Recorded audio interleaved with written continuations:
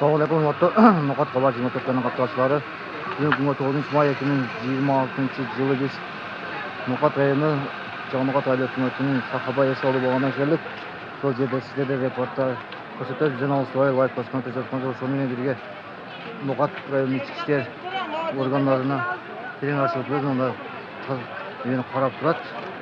Tinchlikda Alloh razı olsun demek için barыңыздарға өзімнің атымнан жана Nokat Kabar 24 kanalının атынан tinchlik аманшылық қалайын. Saat 1 болып қалды, қараңыздар адам саны жеп. Барыңыздарға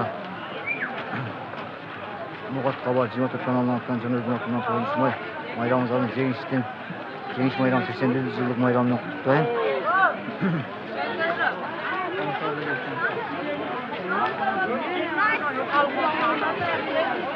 Adam sonu jep.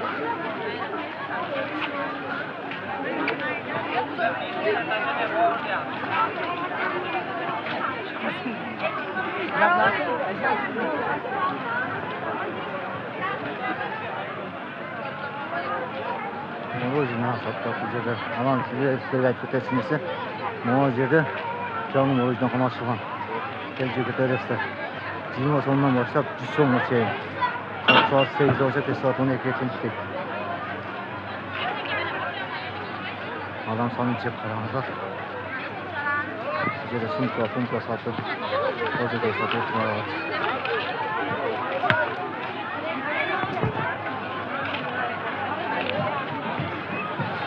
Выпуск буына байланысты адам фиксерлерden жип болду. Мен oyunda bakıyorum.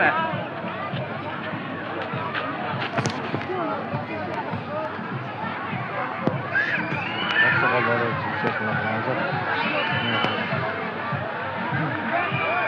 Soğuklarda görürüz. Soğuk olacak.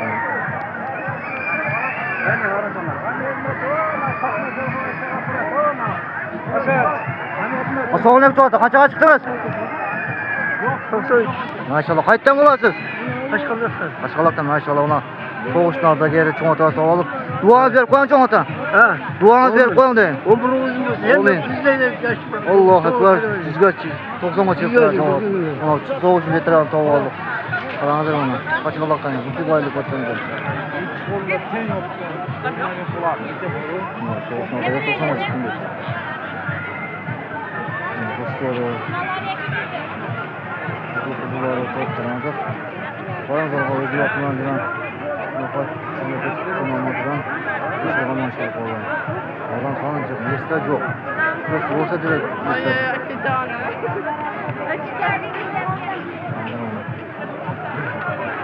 Tek olunca aman olunca selamun aleyküm rahmetullahi ve berekatuhu.